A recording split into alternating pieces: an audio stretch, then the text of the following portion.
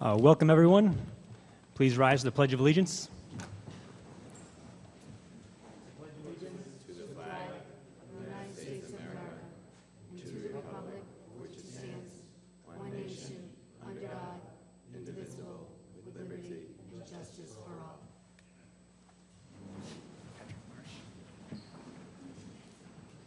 Our first order of business is the approval of the minutes. Does anyone have any sessions to remove? Thanks.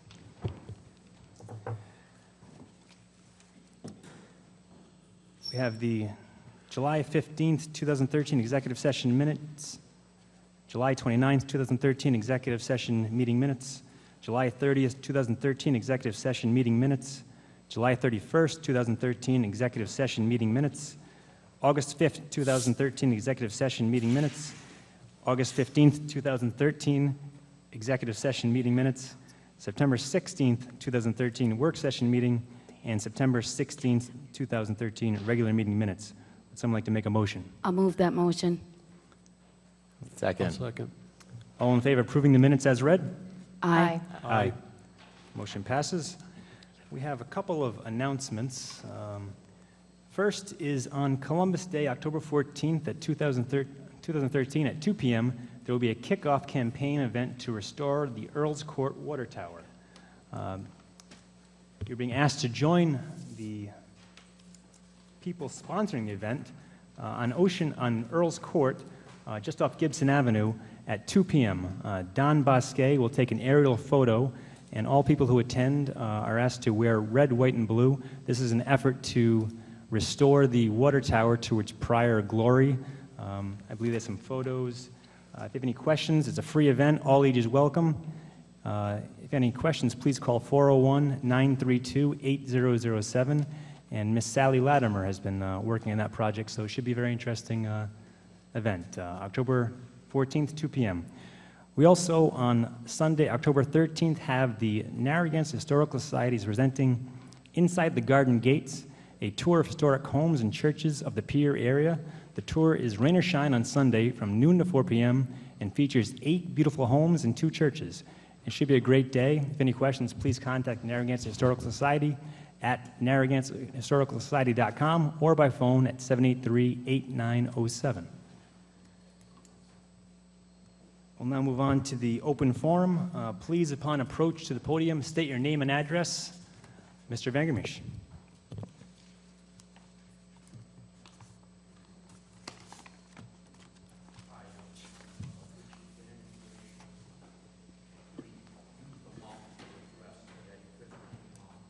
It's not on, Richard. Hold on. I think he's going to. On behalf of my co-chair, Ted Wright. Thanks. That helps. On behalf of my co-chair, Ted Wright, and the other wonderful members of the Narragansett 125 Anniversary Committee, I'm happy to report 2 great successful programs on October 6th, 2013. The opera scenes were great. In fact, they were actually spectacular, as was the Dance of the Ages. Thanks to Kate Vivian and her great staff. Did a marvelous job. And these 2 events joined the March 22nd and 23rd events as, really quite successful. And this is good news. Actually, this is sort of the swan song of the committee. Since we were ad hoc, we spent our money and this. Now, the committee also provided an historic platform which was helpful for other projects. And you have to thank Dave Austerhouse for the 125th banner, which really is up there with a magnificent piece of art. And the first day cover at Point Judith Lighthouse, which was fun. The 14th century Indian village, the Narragansett Railroad talks, and a lot of other things. So we have provided a platform which is useful. And with the committee having completed its mission, we would like to remind you, though, and you just mentioned them, James, the August 13th Historic House Tour, the Water Tower event, and also something just happened last week, at URI, there is a rather large exhibit of Narragansett 125 on the main floor. And it's like 5 or 6 things. It's really big, and it's fairly good. So that's another thing, and there is a banner hanging there as well. So that's good news. So let me sum up. I'm convinced that there are at least 5 magnificent one-day tours in Narragansett that should be carefully delineated for both residents, their guests, and tourists. For instance, Terry Fleming just told me about this great new scenic walk around Camp Varnum, and it sounds absolutely wonderful. These tours could be green tours, they could be history tours. No, wait. These tours would mostly happen on the shoulder season, so that it will increase business and not perhaps mess up traffic in July and August. I hope there would be appointed an ad hoc committee to delineate these 5 one-day tours, because they're there. They're at bits and pieces, but there are many talented people in marketing, of which I am not, who have great ideas, and I think this could be a great thing for the residents, their guests, and tourists, and ultimately the businesses here. Thank you. Ms. Pershey. Good evening. Hi, I'm Joyce Pershey, 22 Central Street, and I'm here on behalf of the Narragansett Historical Society. This right in front of me, so I wouldn't forget it, but I did. So hopefully you're seeing a lot of these around town. Thank you very much for making the announcement about a significant house tour that we're holding this Sunday, October 13th. And in addition to your announcement, I'd just like to say that tickets are available the same day of the event at St. Thomas More Church before 12 o'clock. And it will be a very significant event for the Historical Society. It's very important, and we haven't had a major historical tour in Narragansett for 7 years. So it's something it's a large undertaking, and we're really looking forward to it. We really appreciate your support, the support you've given us so far, and I understand that a number of you will be there that day, and we really appreciate that, and certainly hope that the community will support this and be there with the Sunday, rain or shine. So thank you very much. Thank you. See you later. Ms. Garceau.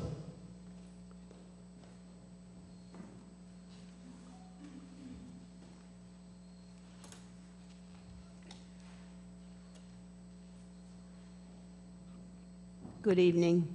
Good evening. I would like to know, what is the status of the bike path that was supposed to go through Ganachet Farms, and then it was revised, and then there was 2, etc. Where are we with that, and what is taking so long? We'll refer this to Mr. Cobell, if we could. The last we heard, DOT was trying to arrange a meeting with the Corps of Engineers and other regulatory agencies about the permitting process. I will check again tomorrow to find out where we are on that, but the council has made its decision. It is up to DOT to make the next steps. Thank you, Rich. Thank you. It's my understanding, too, that it's up to the DOT to make that decision. Can you tell me exactly what is on the table at this time for decisions? The council approved a plan that goes through the farm property, and DOT is evaluating that plan. How long is it going to take them? We know all this. What's happening? What can the town council tell me, and you tell me, what's taking so long? Well, he's going to follow up tomorrow to see timeline. I think he just said that. Can I meet with him tomorrow? Well, Mrs. Garceau, he said he was going to call tomorrow to see where we are with the timeline. So Okay. I'm sure he'll report out on So that. then he'll call me back? I will call you if you want tomorrow. I Tell would you what it- appreciate it. Thank you Okay. very much. The other thing that I have to say is I apologize to our town solicitor. He's a good person, and I was very upset the last time on the 16th in regards to the mobile station. And the reason that I was concerned about that is because I felt that some of you should have brought up the fact that it could be redone when he gets back. But yet, none of you said anything. There's nothing on the voice on the CD, but yet a reporter puts down in the paper that it can come back, and you quoted that. Can you tell me how that can be when you never said anything at the meeting that day? No, I mean, we voted. No, but you Issues. made a comment that the person I can think come the, back when there's a full quorum. think And the- it appears in the paper, Ms. but it Caruso, I never think came from the I board. think the quote was Thank taken you. out of context. Mr. Alba.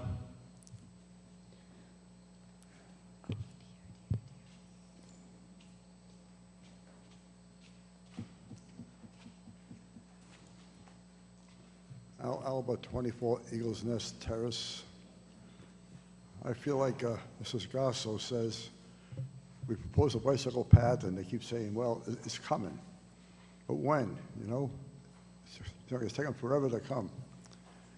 And another thing is, that when is the new town manager going to take her position as a town manager?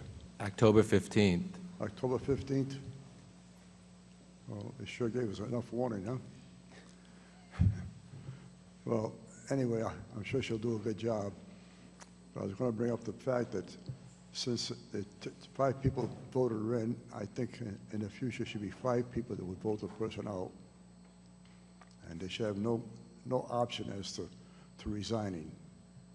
As a taxpayer, I think it's a loss of money by doing it that way. Thank you. Thank you. Mr. Brady.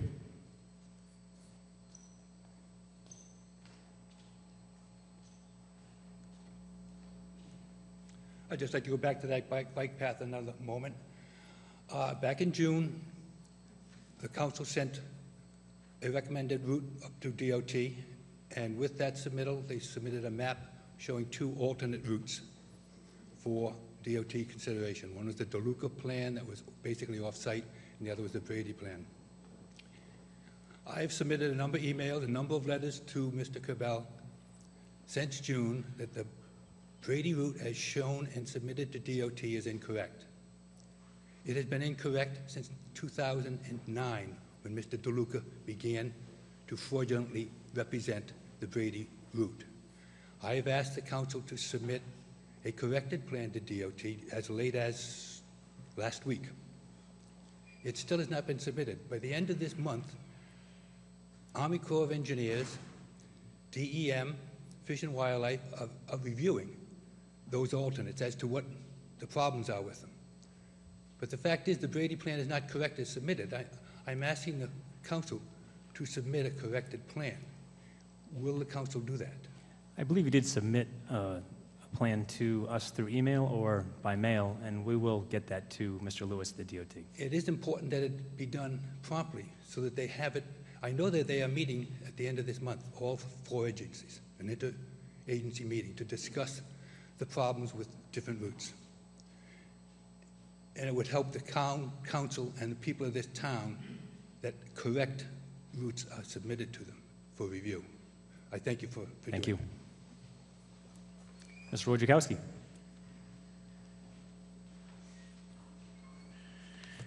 Just want to bring to your attention that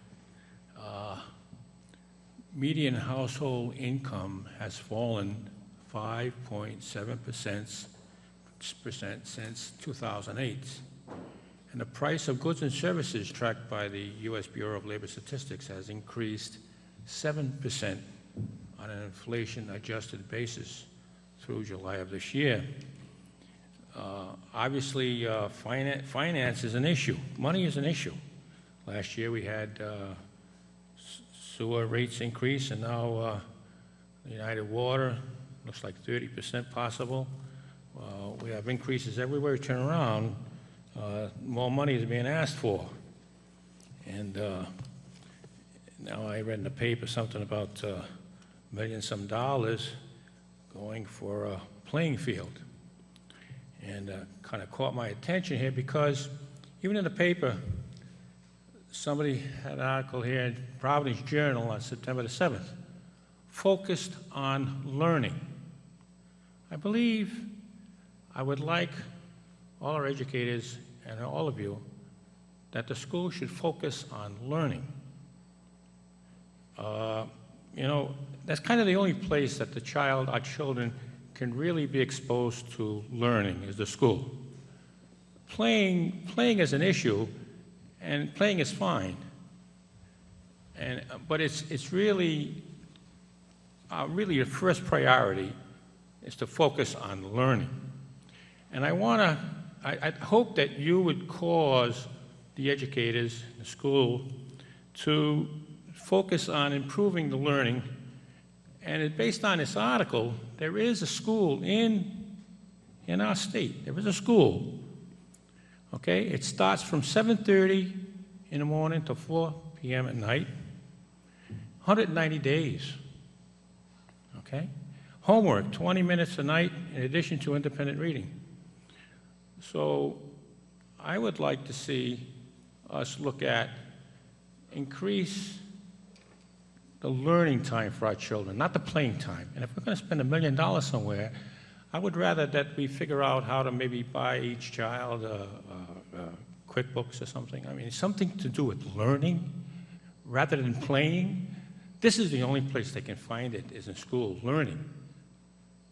And I even had a problem on that when I went to URI, and Dooley here, the president over there, mentioned many students arrive unprepared, and I know how it is. I was exposed to a reading program there. Luckily, I found it, and I increased my speed reading. I was a speed reading course. I was able to read 3 times faster, and I had twice the amount of understanding. I think you have to learn how to speak a little faster. I know. I'm a little slow on that because I'm trying not to get too excited about this because I really want us to focus on learning, and it helped me, and I want it to help our children. Thank you very More much. time in the classroom, less time in the playing field. And oh, by the way, in Denver, they don't have turf. They don't want turf. So we have numerous teams that don't want turf. Turf not necessarily should happen. Thank you.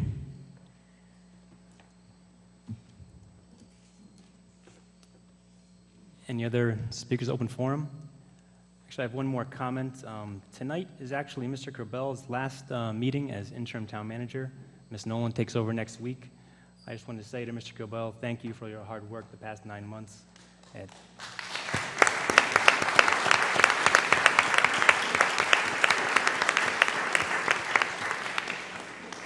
It's never easy to come in a situation like this, but I think we accomplished a lot. The negotiations went well, and the budget went well, and I think the town manager job overall is very difficult, but I just want to say thank you and good luck in your future endeavors. We have a public hearing at 8 p.m., so we'll hold off on that until then. The next item up is the consent agenda. Did anyone have an item they'd like to address on the consent agenda? A motion to approve the consent agenda? I'll move that motion. Second. All in favor? Aye. Aye. Motion carries 5-0. Old business, a motion to adopt an ordinance and amendment of Chapter 46, miscellaneous offenses, Article 1 in general, Section 46-9 of the Code of Ordinances of the Town of Narragansett entitled Smoking and Use of Tobacco Products Prohibited During Youth Events Held at Town Athletic and Recreational Facilities and at other designated public places. I'll move that motion. Is there a second? I'll second. Discussion? All in favor? Aye. Aye. Aye. All opposed? Nay. No. Motion carries 3-2. Mr. McSally, can we move to the public hearing, considering it's hopefully a matter-of-fact situation? Actually, James, I think we got to hold till 8. That's the advertised continuation time.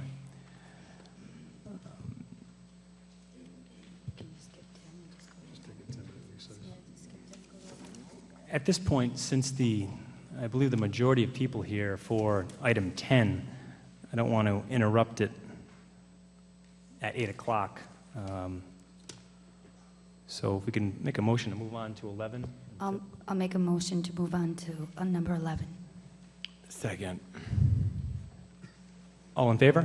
Aye. Aye. Number 11, a motion to introduce, read, pass, and accept a first reading. No, that's related to the public hearing, I'm sorry. Move on to number 12. I apologize. Make a motion to move to number 12? No, we no, don't no, need a no. motion. 11's the second reading. Oh, it's the second reading? Okay. A motion to introduce, read, pass, and accept as a first reading an ordinance and amendment of Appendix A of the Code of Ordinances of the Town of Narragansett entitled Zoning. I'll move that motion. Second. Discussion? Yeah, I think this was that Industrial Performance Commission that went away. So this is a board and commission that no longer had a purpose. So it's actually healthy that we're dissolving it, right? So that it doesn't have. So I just want to note that, and that, you know, when we are trying to make government more efficient, this is an example of not having a commission out there that's meaningless. So that's all. All in favor? Aye. Aye. Motion carries 5-0. Number 12, a motion to adopt a resolution authorizing budget transfer from fiscal year 12-13 in accordance with the town charter. I'll move that motion. Second. Again, as you had done at the last meeting, these are just some minor year-end transfers for a couple of lines that, as we got closer to the end, to the closeout, there were a couple of minor transfers that needed to be done. Any further discussion? All in favor? Aye. Motion carries 5-0. Number 13, a motion to approve the contract and transition of telecommunication services for the town of Narragansett from Earthlink Business Solutions to Verizon, and to authorize the interim town manager to sign the contract. I'll move that motion. Second. Discussion? All in favor? Aye. Motion carries 5-0. Number 14, a motion to approve a contract with Prism Energy, an authorized agent for National Grid, for lighting improvements and upgrades at the Department of Public Works facility in the net amount of $16,026.69. I'll move that motion. Second.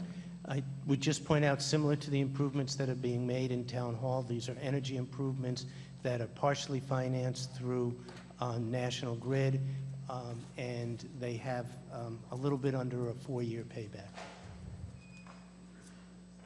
Mr. Wojciechowski. I read a little bit of details. Is there any verification that we're actually going to have some of these savings? Is there any testing or something? Anybody can pay attention to say, oh, okay, we did this, we spent all this money, and in fact, we are experiencing the savings? Because I don't want to go on with any more savings if we don't really, these are projected savings, they said, So you want a review?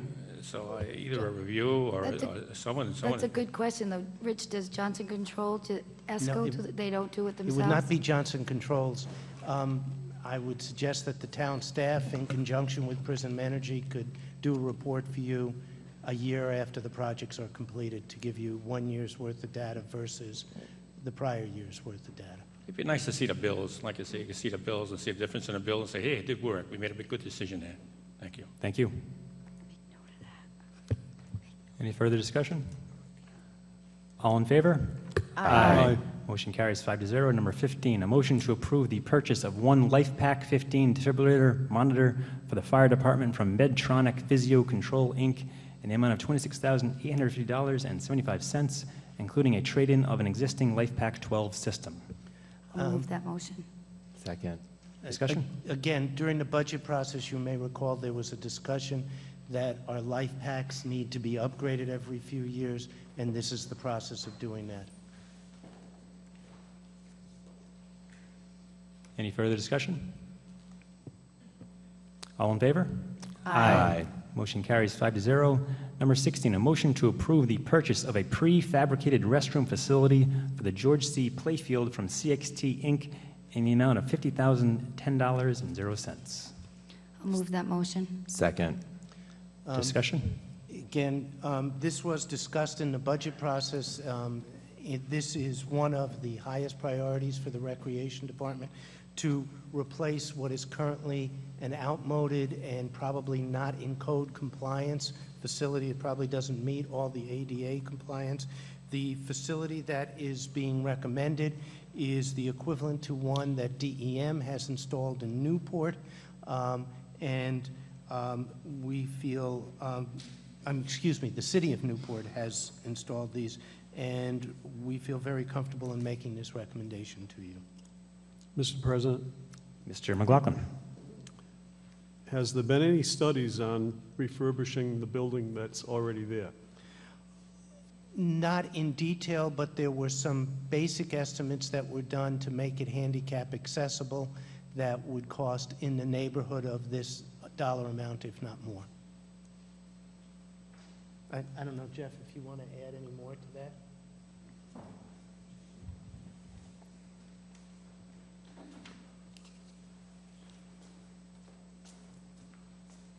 I would just reinforce what Rich said. To rehab the building, it will need extensive structural work, it will need extensive building envelope work, and it is not ADA compliant. What's wrong with that? I don't know. It's not compliant. What does that mean? And what's wrong with the building itself? It's cinder block, isn't it? It is cinder block, Okay. yes. Yeah, and it has some structural deficiencies. It would need some block work, it would need some masonry repair. And as far as the ADA compliance goes, the dimensional properties of the building don't meet the current ADA code. So we would have to essentially gut the building and start over again with a new shell. It doesn't look, the new building you're ordering doesn't look much larger than the one that's already there, unless it's my imagination with the... Yeah, I mean, it's a little bit bigger, but it just, in the way it's laid out, it has the appropriate wheelchair turning radius, and it has the appropriate entranceway for doors and for, even the equipment that's in it. Now, the existing building, you have 2 restrooms there, or 1? I'm not even sure. The building's been locked for several years. You have 2. Well, you do have 2. Steve's saying 2. You have 2. Yeah. And the new one has 1. It's a unisex Correct. bathroom. The new one would be 1 unisex. I don't understand why we can't refurbish the one that's there or come up with some practical solution to fixing the one that's there. This is the easy fix. This is in my opinion again, this is the easy fix. Get a prefab one at $50,000. And not only that, that isn't what it's going to cost us in the end, because we're going to have, if I'm not mistaken, we're going to have plumbers come in there to do some work, and we're going to have the electricians go in and do the work. So it's going to cost you well over $50,000, and I think that we should probably have some bids on refurbishing the one that's there. It doesn't look that bad to me. The brick, it hasn't seen some paint or any care at all in quite a while, so that'd be my opinion anyway.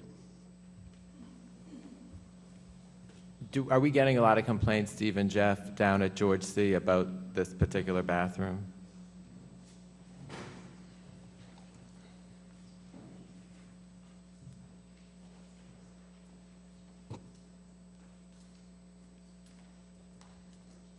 It has not been open for 5 years. We have a porta-john there now, so we have been getting complaints. Right, well, complaints, though, to open, like to get a new one. Right. Are people wanting like that? Absolutely. You're getting a lot? Absolutely. Okay. Mr. I'm just asking. I mean, I understand. Because I'm kind of sympathetic to it. I mean, at Christopher, where we didn't have bathrooms They there haven't for used it in 5 years. Yeah. So what's our rush? We're not going to need it until the spring anyway. Why don't we go out and have some bids to see what it would take to refurbish that, get it in code and everything else? I think you're going to come up with a substantial savings, less than it's like I said, the $50,000 number is not the real number. It's going to cost you a lot more when you hire the plumbers and the electricians. And whatever other site development you're going to have to do there to prepare for the new structure. So I think since it's been closed for 5 years anyway, why don't we wait a few more months and put it out to bid and see if we can come up with a more practical expenditure there to have a bathroom and a small concession stand. What would be the desire or the harm in waiting? I would ask Jeff and Steve, but I think there's a delivery time, and if you're talking about getting it ready for the spring, that's why you want to do it now.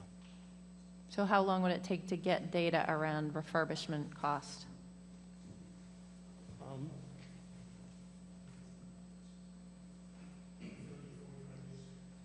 45 days? If you want us to go out to get an official bid, it would take 45 days. If you want us to just have somebody give us an estimate, which wouldn't be the same as a bid, but, you know, would give you some ballpark numbers, it could be, an estimate could be available in 2 weeks or 4 weeks, Jeff? If we ask the contractor? An estimate seems fine. It's going to take 4 weeks for an estimate. You might as well do 45 days for a bid, right? Well, the difference is the detail that goes into the bidding document. The problem with just getting a number and putting it on it is that it may not really reflect what the bid price would be Right. anyway. I mean, if you were to direct us to go that route, what I would recommend is that we put it out as a small design bid package, or design build package rather, for complete refurbishment, code upgrade of the building. That will probably take us 45 days before you'd have those numbers back. The, one other question, the size of the building itself, how many square feet is this new modular thing? I did look at it, but I forgot what the number was.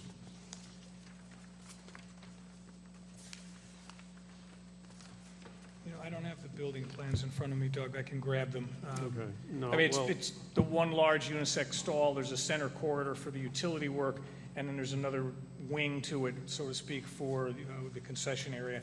It's a little bit bigger than what's there, but not by a lot. It's essentially the same footprint. Okay, thank you. Thank you very much. Mr. Wojciechowski?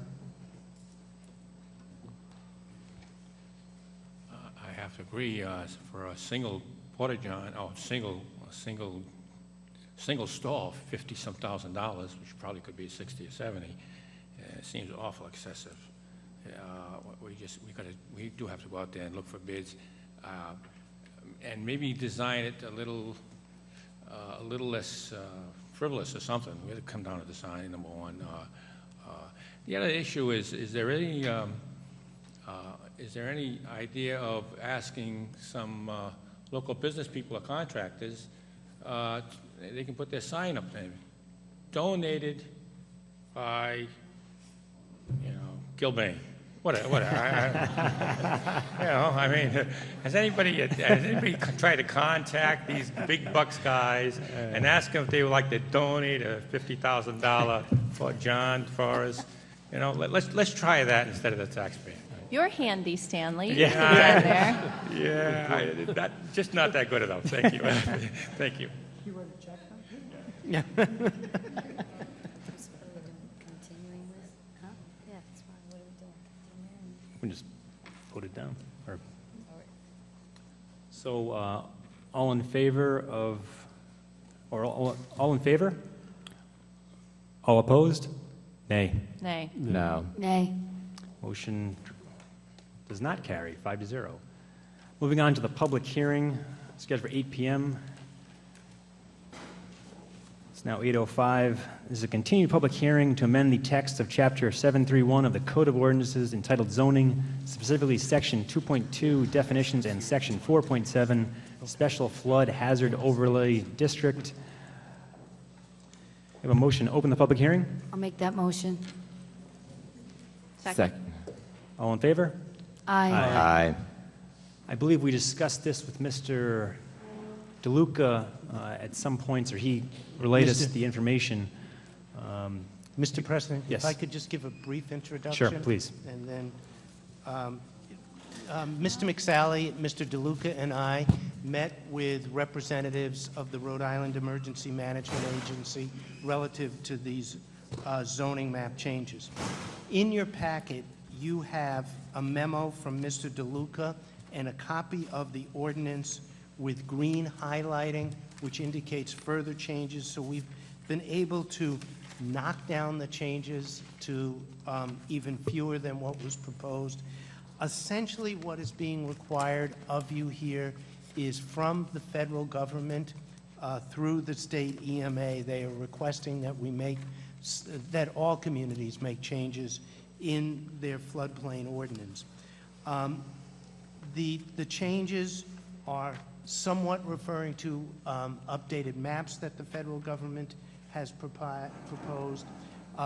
Some of the eliminations are eliminating of the word floodway because there is no floodway in the town of Narragansett. And then there are other changes which deal with change of use and a couple of other changes, some of which are rather quite minor. We have with us here not only Mr. DeLuca, but Jess Stimson from the Rhode Island EMA, who is their lead on this project. We also want to indicate to you that one of your later agenda items is scheduling a special meeting relative to the adoption of this. I think it is fair to say that staff does recommend that you have that special meeting, even though I think it is questionable whether all the flood insurance policies in Narragansett would be canceled because of various notice provisions and other items that Mr. McSally would probably want to go into in much more detail, but I'm not sure it's worth the risk for the citizens of Narragansett. The issues, more of the issues relative to the flood insurance program deal with the new maps, which are not a subject of tonight's hearing, whether they're accurate or not.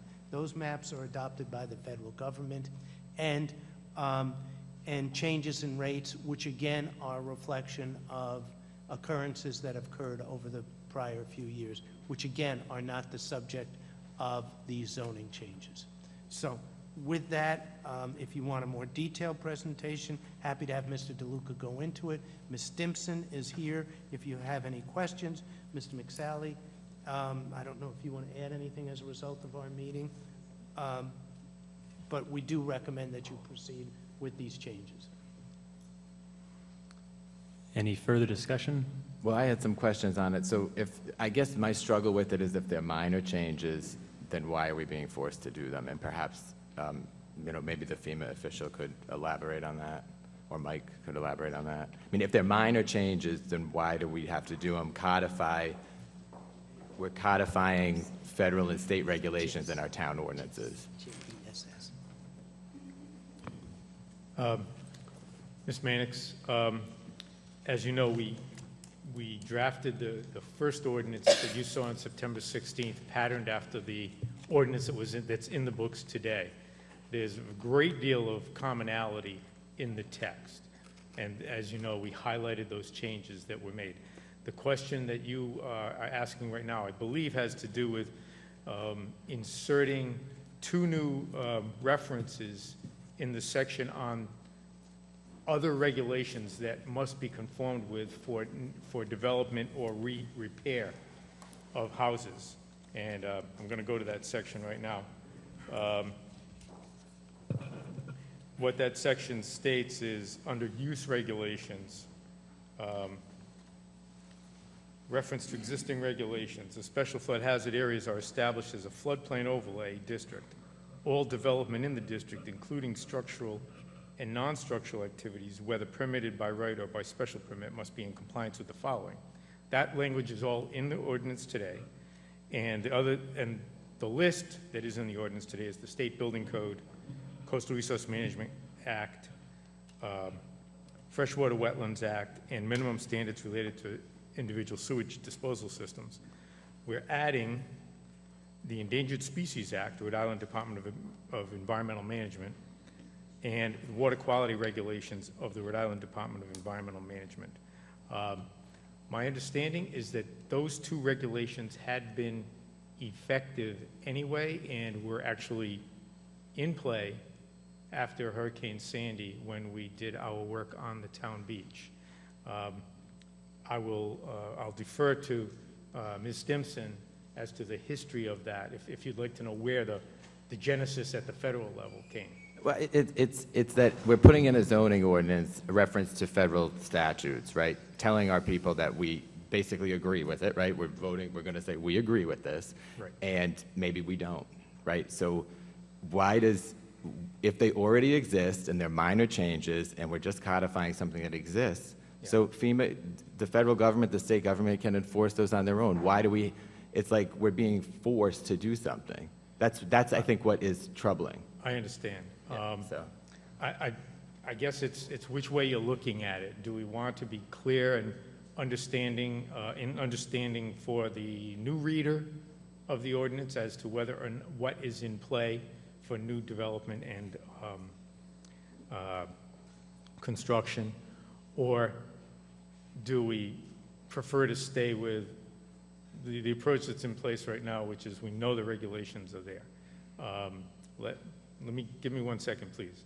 Do you have anything? Sure. Yeah, I'd be happy to mention to that.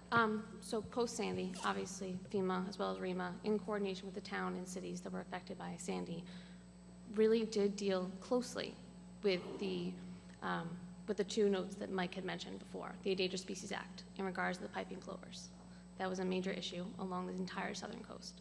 So we decided this time, along with the coordination of Region 1 as well as headquarters, who approved this model ordinance several months ago in the early spring, to sort of figure out a way that we could sort of incorporate the understanding that going forward, these partners will need to be included.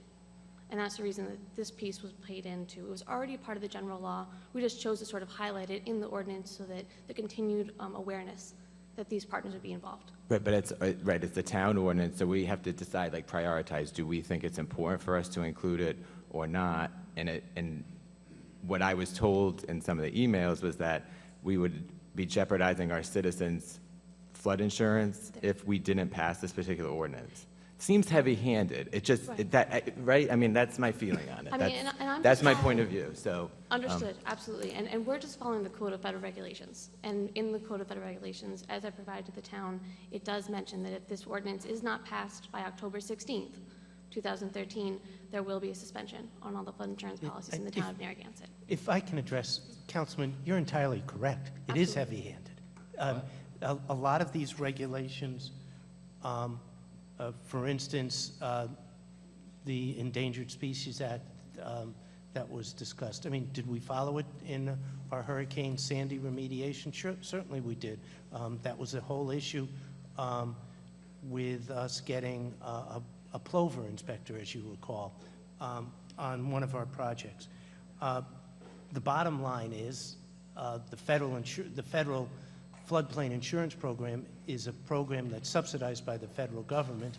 We happen to be a community that qualifies for some of the best rates for a community on the coast in the states. We're one of the 2 or 3 communities, 5 communities that qualify for this higher regulation, so therefore lower rates for our residents. And this is what we need to do to continue to be eligible for the program. I don't think any of us believe many of the changes, how do I say this delicately, but make a significant difference in our ability to carry out the programs. But we are being told that we have to do it by October 16th. Again, I think Mr. McSally would tell you he doubts whether people would have their flood insurance canceled on October 16th, but we don't want to be in a defensive posture when we can be in a position to make the situation easier for our residents. But I don't want to belabor the point. I understand it. It's the federal government's mandating that we do something with our ordinance, or they're threatening to not cover our people and floodplains. That's what's going on. Got it. And you're accurate, Matt, and part of the issue is Code of Federal Regulations states that you have to adopt an ordinance that meets certain criteria and be approved by the appropriate federal officials. We got a model one given to us that this has been approved, so tweaking it, maneuvering it, we don't have a lot of time to play around with it. I agree with you. I don't think the reference to the state law is even appropriate in an ordinance. I'd probably take it out, but again, I'm not going to run the risk October 16th that someone at the national level says, by the way, Narragansett's flood insurance is We live in the real world most of the time, right? That's right. Yes. Yeah. And at the end of the day, how you choose to actually comply is all sort of a function of how, is pragmatic, right? As we proved, right? Anything further? Thank you very much. Thank you. A motion to close the public hearing? I'll make that motion. All in favor? Aye. I'll make a motion to receive and place on file the recommendation from the planning board. I'll move that motion. Second. All in favor? Aye. Aye. Motion carries. And a motion to read, pass, and accept as a first reading the text of amendments to Section 2.2 definitions and Section 4.7 Special Flood Hazard Area Overlay District. Move that motion. I'll second. All in favor? Aye. Aye. Aye. All opposed? Abstain. Abstain. 4-0. The motion carries. Moving on to number 10, new business. A motion to award the bid for paddle sports business concession at Middlebridge for the Parks and Recreation Department to the highest bidder, the Kayak Center, at the annual payments quota for a 5-year period. So moved. Is there a second? I'll second with some questions. Before we move on, I have to recuse myself from this discussion. I called up to the Ethics Commission today. One of the bidders rents property from a business or a building my family owns in North Kingstown, and I felt okay with it up until today. Then I called up and asked, and it's not an official opinion, but obviously it would be raised as a chance they may move my law office into that building, so obviously then it would become an issue. If the vote is tied or 2-2, I will seek an advisory opinion from the Ethics Commission and hopefully revisit this, but at this point, unfortunately, I cannot be part of the vote. So, Ms. Bonanno. So I just had a question about the bid. I couldn't see the schedule of rates. I don't know, it was kind of dark. I couldn't see that in the hours of operation. Were they on the bid for Wickford?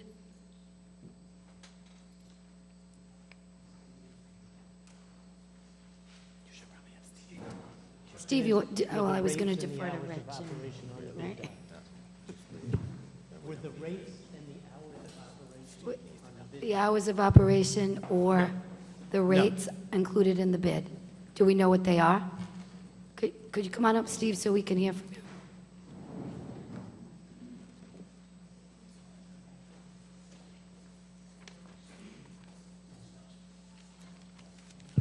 Good evening. Hi.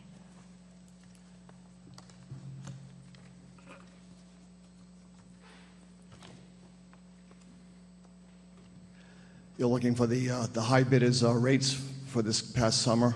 They're similar to the Narrow River rates for the Narrow River rates for this past summer. They're basically similar to rates for all the different categories. I can give you this brochure if you'd like.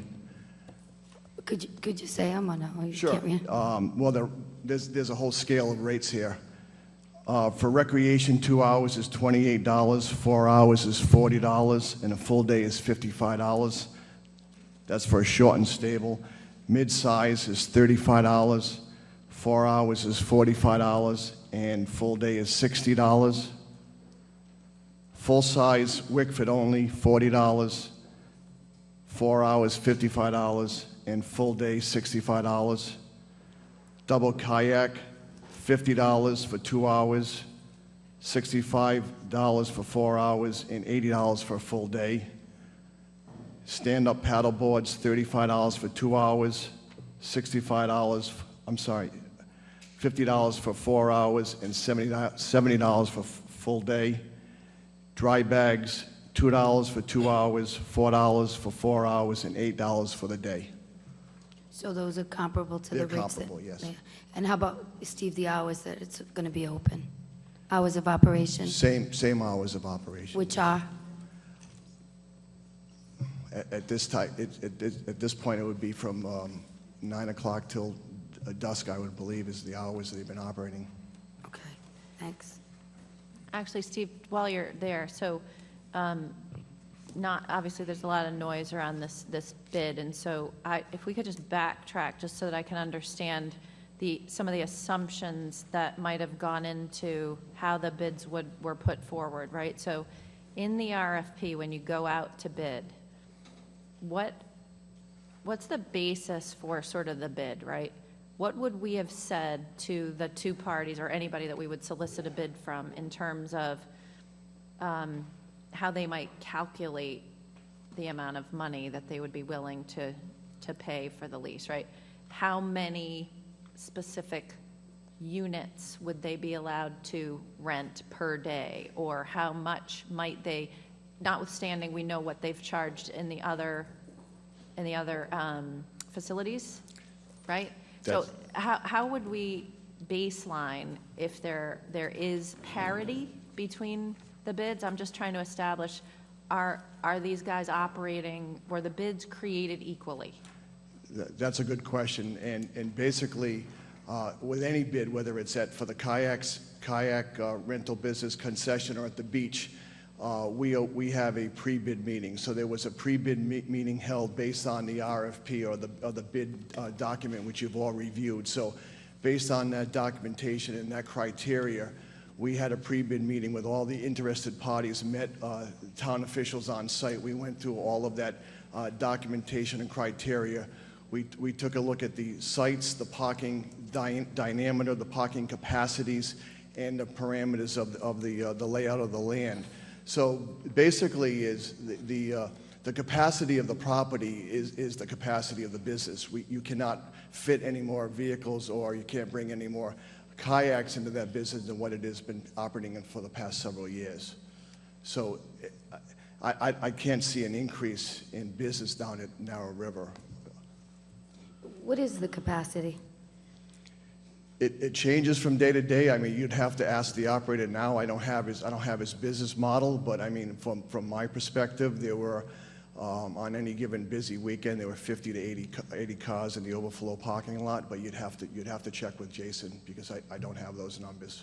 I have what he paid. I have what he paid the town on a daily basis, above and beyond what he charged his customers for car top put-ins, but that's, we have those numbers. So I know you're all going to be surprised, but, we went to the highest bidder at the beach, and it says you have to go with the highest bidder, but it has to be in the best interest of the town. And I'm still not quite sure that that's kind of been a good fit down there. And for this particular bid, for me, I know they're the highest bidder, but I'm not sure that it's in the best interest of the town. Now, yeah.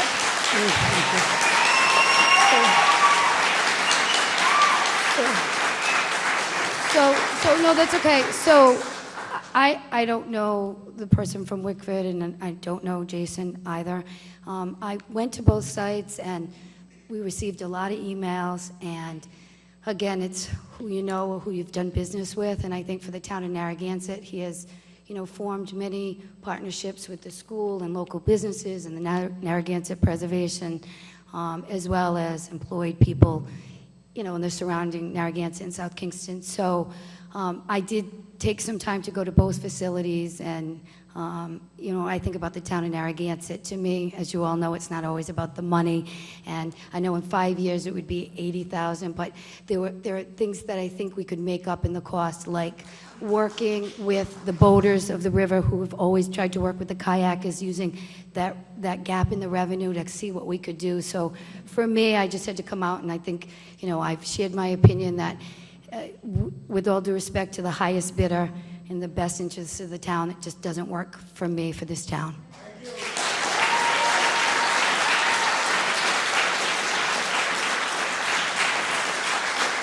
No, Well, with all due respect to the council, you asked to put this out to bid. I know. So this isn't coming from me. I had to do the due diligence as far as the town and the purchasing agent to put this out to bid. I don't, I take the personalities out of this. I was doing what was directed from me, by me, as a director of Parks Recreation. I don't have an opinion on the personalities. I did the background references of the high bidder. I visited the property. I talked to all of the references. Every single person I've talked to, as far as their references, gave them glowing remarks. They're a company that does education. They key in on safety. They work with local recreation groups.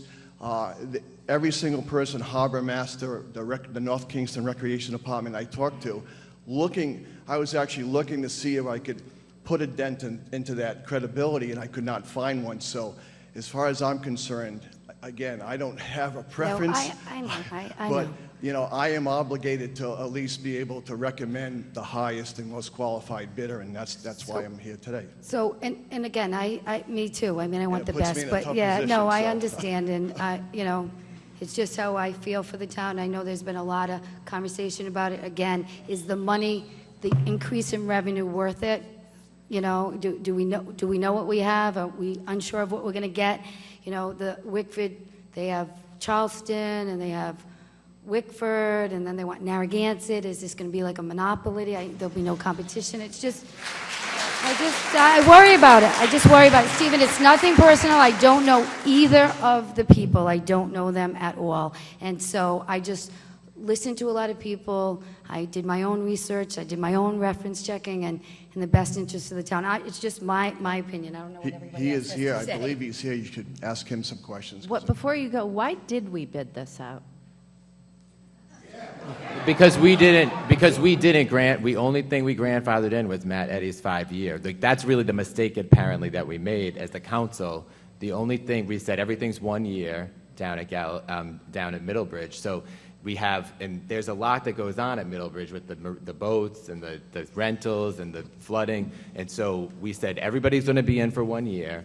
And then Matt, who's the caretaker, was the 5-year because we really thought he was essential to the operation. At that time, we probably should have had the Jason discussion, and it never really came up. I mean, we had a lot of meetings, and Burning we kept saying, platforms, right. we were in that room on work sessions, and you know, I wish that, you know, people had come forward then, because it just would have been, you know, now we're down this path, and we're in It came a difficult up at a situation. work session Yeah, on Middlebridge.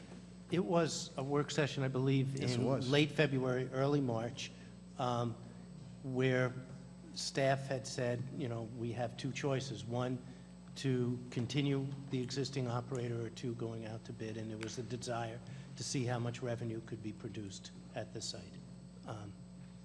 And that's why the bid documents were prepared. And there's other things that we could have not done for the 1 year. I mean, remember, there's people who are, for this last summer, non-Narragansett residents had slips. So, Right. you know, we're phasing that out. We're trying to do a slow and sure approach, and Steve has done his due diligence on it, but that was our error. So that's what we're trying to fix now.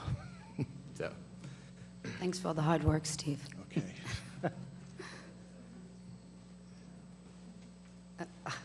Stanley has his hand up. Does anybody else have an opinion on it? I want to hear what people. Well, before it goes out to the public? No, I was talking to my colleagues. We're going to have some questions at some point. Oh, okay. So after you finish with the people in the audience. So we'll hear from the public. Come on up.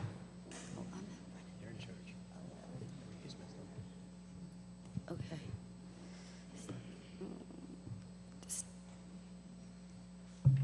Bill Kruger, 127 West Bay Drive.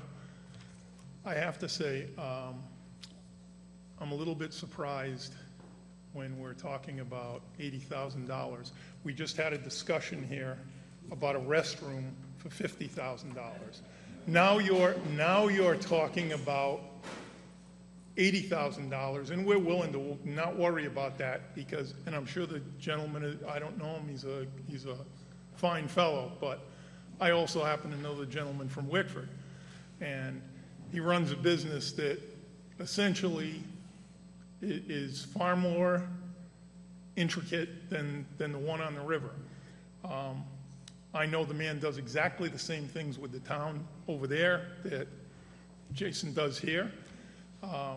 It just appears to me that this was pretty much a bag job right from the start. I'm sorry.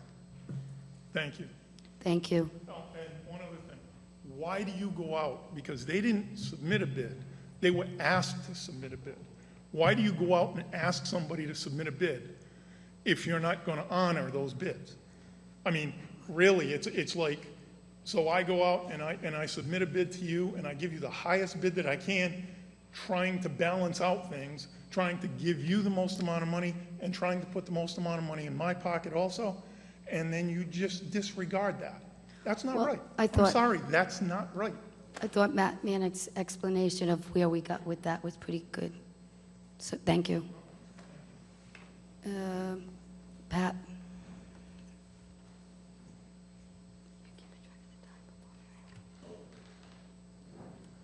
Patrick Brady, I was shocked to see it on the agenda, to be honest.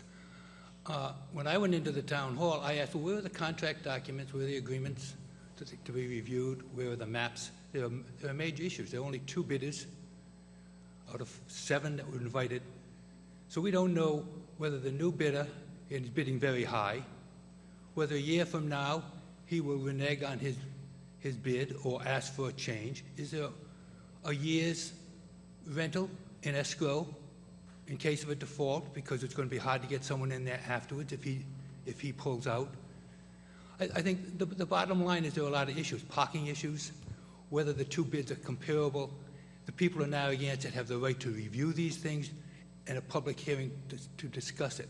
At a minimum, I would request that the council delay or postpone this hearing until all the documents are posted in the town clerk's office for review by the public and a new date set. But in my opinion, you know, 2 years ago, a year ago, we bought this property and we're kicking out the most successful business on the property. It doesn't make any sense. None. Not unless there's extremely important, overwhelming evidence that it should be. And there's no documentation for the public to review here.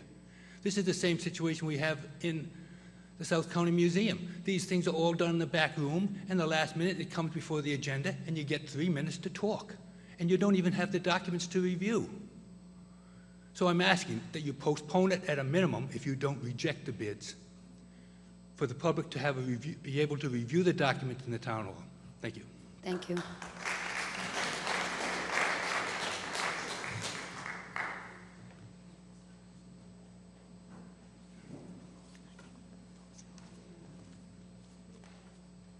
Hi, I'm Tim O'Neill. I'm the president of the Middlebridge Association. Full disclosure, I'm a South Kingstown resident at 235 Middlebridge Road. However, I stare at the newly acquired property every day. There's been a tremendous impact and increase in the traffic in the past year since the town acquired it, since the Eddies sold the property. I think that it would be imprudent to move forward with a larger business plan, assuming this person has another $80,000 they have to commit to. What is the implication of parking? I've already seen the parking on the overflow quadruple in this past year, and I literally stare at it every day. I'm probably better qualified than anyone than Matt Eddy to make that assessment. The nature of the property being so environmentally fragile, have we even contemplated what an increase in foot traffic and all of the other things that would could imply in terms of from you know, the amount of cars that we're going to have, to additional garbage pickup, to the traffic problem that we already have on Middlebridge Road with now people crossing from the overflow parking to the business. That's all on top of I think the relative sentiment here of the attendees is the seeming unfairness of this having gone out to bid so quickly, Jason having established a viable business, become the anchor for that area. Narrow River, for better or worse, has become kayak central for southern Rhode Island, and I think it's a great thing, and I think it's something that we should move very slowly to make any drastic changes. So thank you for your time and the opportunity to speak. Thank you.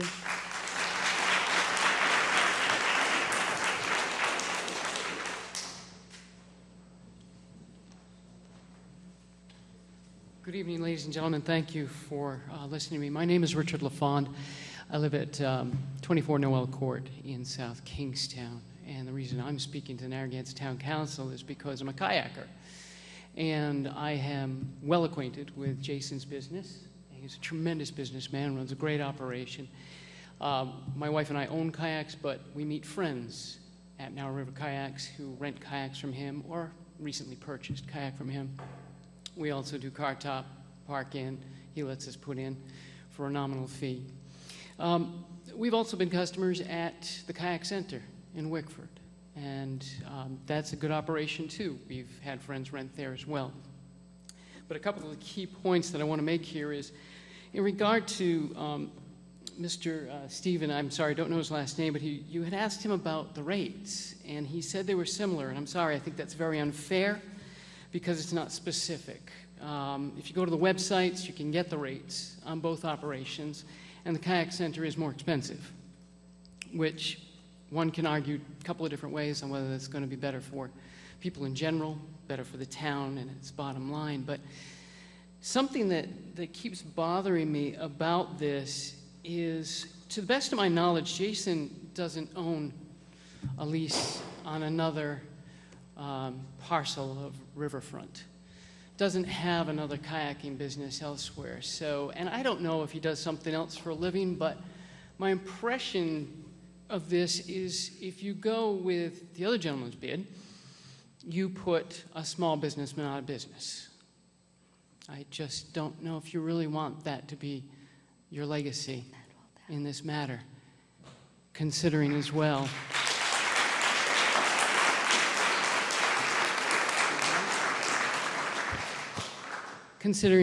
that it isn't merely the financials that matter.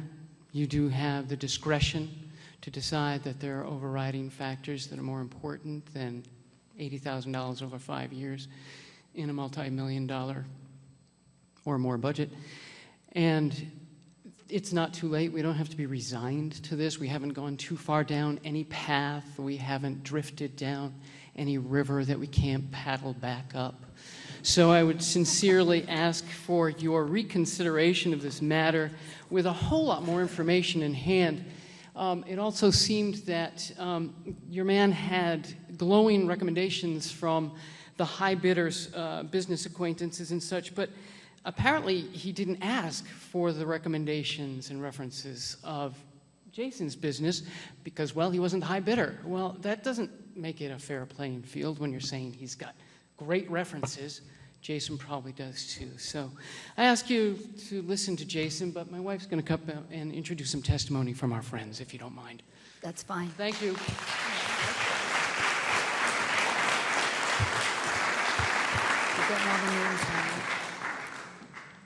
Hi, good evening. Thank you. My name is Kathy Burke-LaFond, and I reside at 24 Noel Court in South Kingston. However, I've been a lifelong resident of Narragansett. I went through the elementary and high school system. I grew up in Pettaquamscut Terrace on the north end, and I grew up on Narrow River and spent my whole childhood learning to fish and crab and boat and all of that. So Narrow River is very dear to my heart. And I have a letter this evening. This is from the friends that have done business with Jason at Narrow River Kayak, and it's brief, and I just want to read it to you. This is from Laura Kilgus. She and her friend Mary come down. They spend a lot of time in Narragansett at the beach, on the river, and this is one of her experiences.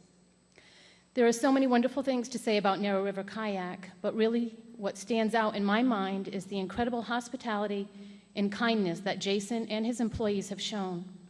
I first met Jason in May of 2012 when I rented from Narrow River Kayak. A friend and I traveled from Providence to spend a fun first day on the beautiful Narrow River. Jason was extremely helpful and encouraging, answering our many questions about the area. Not only was it obvious that he was very knowledgeable and proud to be a part of the community, it was clear that he loved Narrow River. Last winter during the Narrow River Kayak off-season, I contacted Jason and inquired about one of his used kayaks for sale. With kindness and patience, he took the time to help me find the boat that would work best for me, even if that meant I did not buy from him. He is someone who wants the best for his customers. He wasn't pushy or aggravated to come out in the snow on his day off to show me the kayaks. It was easy to trust Jason, who talked with experience and enthusiasm about the sport. And when I came to purchase the kayak, he even offered to deliver it to Providence for me. I thanked him for his offer, but came out to pick it up.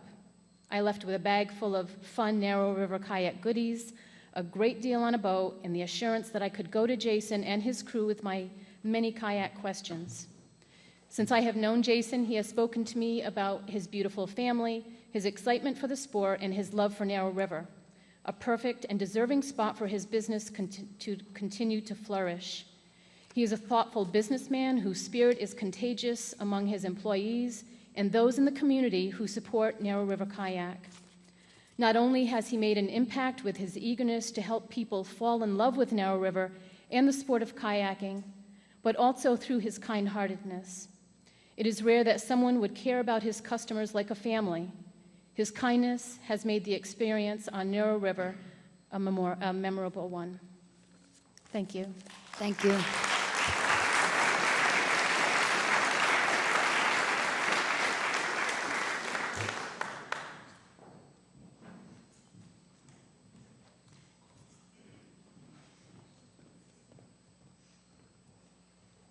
Hi, I'm Raisa Mosher, and full disclosure, I also live in South Kingstown. My mom lives on Narrow River, and I am the vice chair of the South Kingstown School Committee. So I know what it's like to sit where you're sitting and be faced with a difficult decision. But I also know that you do have in your hands the ability to keep Jason at the helm and Narrow River Kayaks in its present location. So I'm here to advocate for that. I spoke with Ella Whaley, our town council president, and she assured me that you guys are all fair individuals. I don't know any of you, and I don't really pay attention to Narragansett politics, but I've known Jason my whole life, and I think it would be a real shame to put him out of business in this way. Another note, I wonder if a motion is 2-2, it was my understanding that it would fail because it wouldn't have a majority vote. So if there's a question about whether or not the motion, whether or not you're able to participate in the vote, I don't know if that's a reason to put it off from tonight as well. Thank you.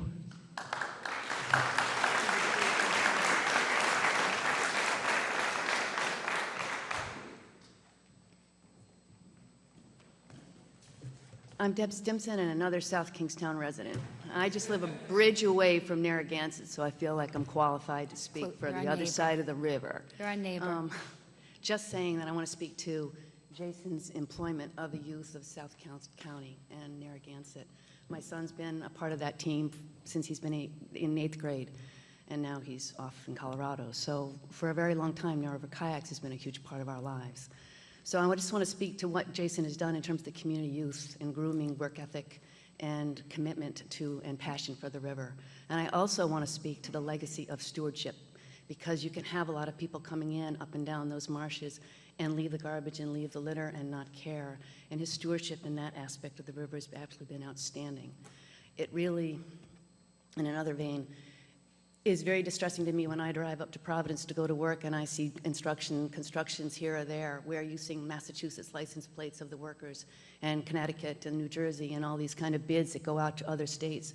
It's a real opportunity for the community to stay in the community and back the people that work here and live here and give their heart and blood into this community. It's an opportunity to do the right thing. So I would appeal to you, whatever the differential is for the costs, put that aside. It'll be made up in the long run. Do the right thing. Thank you. Thank you.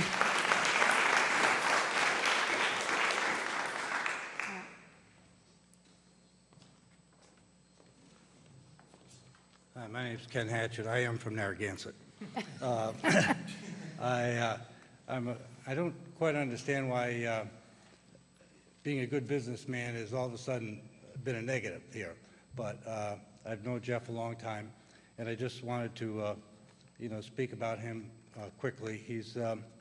My son lives in Jamestown, and they started a business with my daughter-in-law called Jamestown Outdoors, and they rent paddle boards and kayaks and whatever out of Jamestown.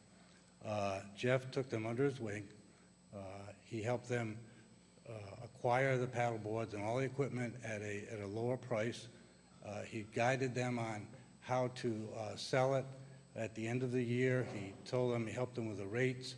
He was just a very understanding and very helpful individual. And I think the bad part here is that no one knows Jeff. And I understand that the Kayak Center's done great down there, and I don't know the individuals. And all I am is saying that, please understand that there's another good, nice individual on the other side here that I think would be a very good fit. So, thank you. Thank you. Stanley, is that a hand up?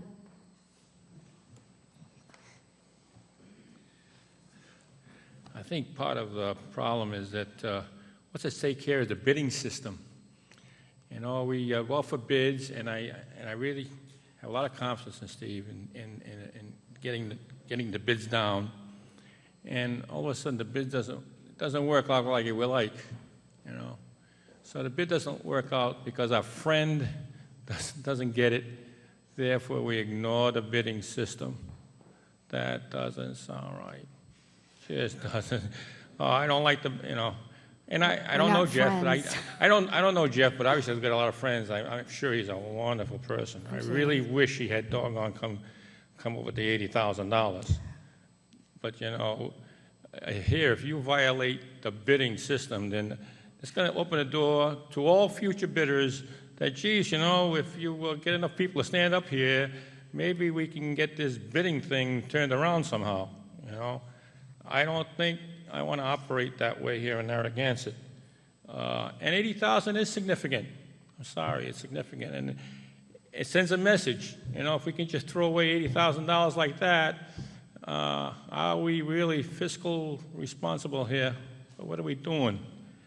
He missed it. He missed it. I've missed many deals in my life. In fact, I've missed more deals than I ever got in the past.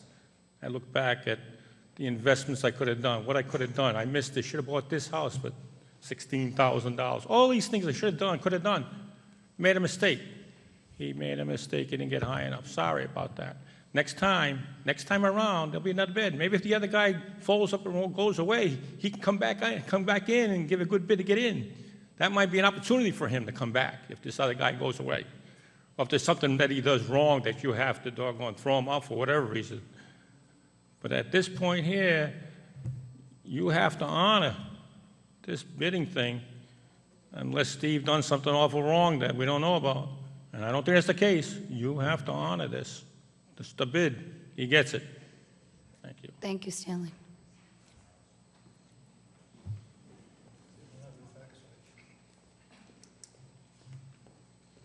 Hi, good evening. My name is Veronica Bronski, and I am a resident of Narragansett. The first thing about the bid, as was pointed out by the town council members, that it says in the request for bids that the bid should be awarded to the highest qualified bid deemed most favorable to the interest of the town. So not just the most highest bid. That's the first thing.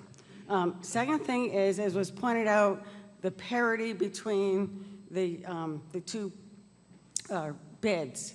And we as the public, we have no idea where that other $80,000 is coming from. Is that higher prices on the kayaks by the Kayak Center? Is that more hours? Is that more? We don't know. We don't know. There's nothing in there. So when we say there's $80,000 more dollars coming to the town, we don't know why, and if that's really a realistic number or not.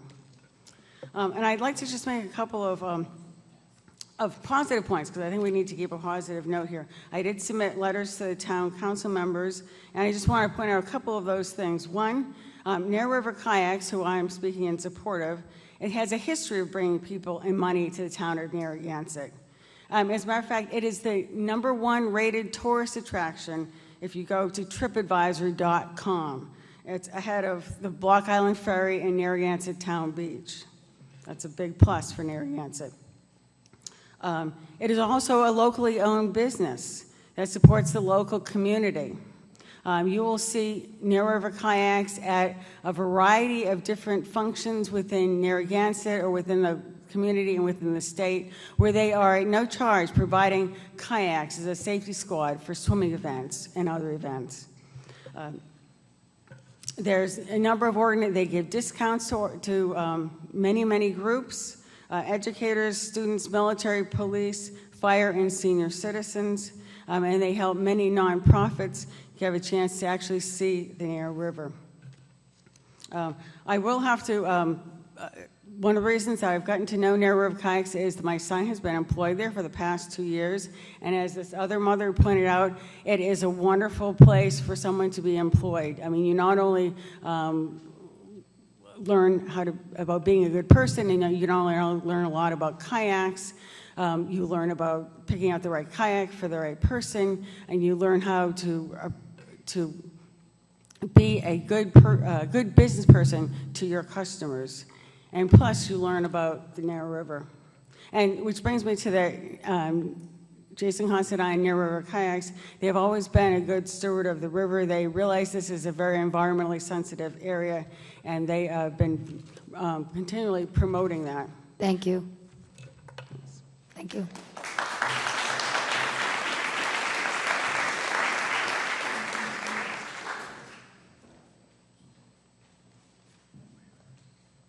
Hi, I'm Brian O'Neill. I live in the Middlebridge section of South Kingstown. All these points are valid, and I've got no ill feelings towards the gentleman from Wickford, and I've got no relations to the guy in the Narrow River. But it seems to me that the process was flawed from the get-go, in that you've bought a piece of property that had an existing business on it. And it would be one thing if you chose to say, you know what, this isn't right for this property. We want to just turn it into a park or a playground. So we're not going to renew your lease. But instead, what it appears has happened is that the town has looked at it and said, hey, this guy here has built up a pretty good business. He's worked hard over the years. We can make some more money off this. Let's go out and put his business up for bid and sell it off to the highest bidder. That's not American. It can't happen. Thank you. Thank you. Stand back.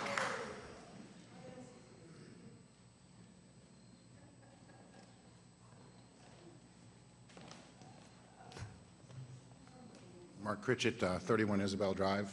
This, I'm a little shaky. This is a very issue close and dear to my heart because I was at the very beginning of Narrow River when it started. The former owner, Rod Ryder, was my neighbor, and I remember seeing him and fishing with him on the river, and I remember the day sitting, fishing, and casting into the river, and he said this would be a great place to rent kayaks, and thus Narrow River Kayaks was born and run by my neighbor Rob for many years. And as many of you may know, he tragically died a few years ago of his leukemia. And Jason came in and took over. Now, I don't know Jason, didn't know him at the time. I introduced myself to him. But at the time, Narrow River was formed to be a community place for the people of the river, to rent the kayaks, to bring people in, and it's always been a part of the river and the people who live on that river itself. Many of us in the community, from where I am in Pettisquamscott Terrace, we paddle down there, we have lunch there, we fish there. And Jason has always, since he has taken over the last few years, stepped into the shoes that Rob left. Now, I also shop at both places. I go to the Kayak Center. I've bought stuff there recently. They're a great operation, but they're a much bigger operation. Do we need that? Is that what we're looking for here? And I have to say, I disagree with my neighbor. Not all decisions are based on the bottom line, what is the best, most amount of money you can get. It's also what's best for the community and the people that live on the river and the people that support the business. And that's what I have to say. Thank you. Thank you.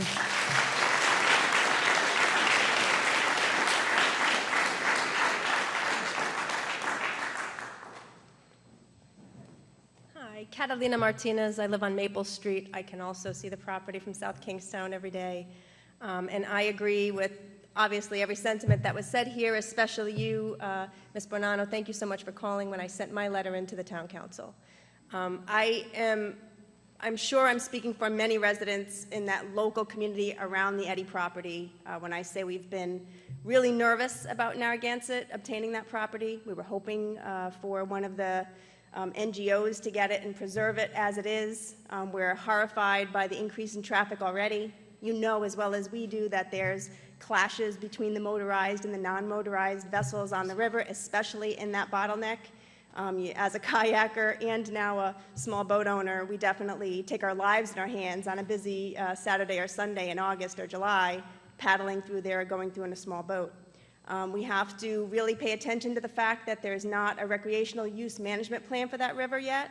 And unless you're going to do a study and determine that you can expand that kind of a business on the river and increase that kind of traffic and not impact the local residents, the community, and the environment, then you shouldn't be looking to make more revenue by bringing in a business that could expand. We love Jason on the river. He has worked with us in every capacity. I'm an oceanographer and an educator. I do lots of education programs on the river. I've personally been on the river for about 25 years, only owned a house on it since '04. but I love that place to death. Some of us might be using it a bit too much, and we don't want to see the business expand. But also Jason being a local Narragansett guy who has a sustainable, successful business and an incredible reputation with everyone who's ever dealt with him, I would hate to see that this highest bidder thing is what pushes him out. Thank you. Thank you.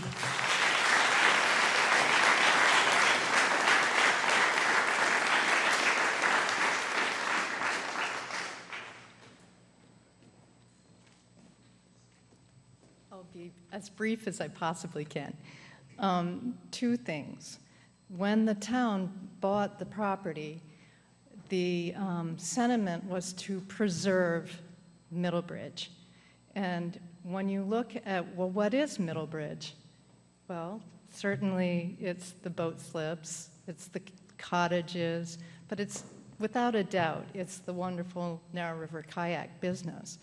And it seems to me then that the council really needs to preserve that business. And I'm trying to think what the second thing was, but that's the most important thing.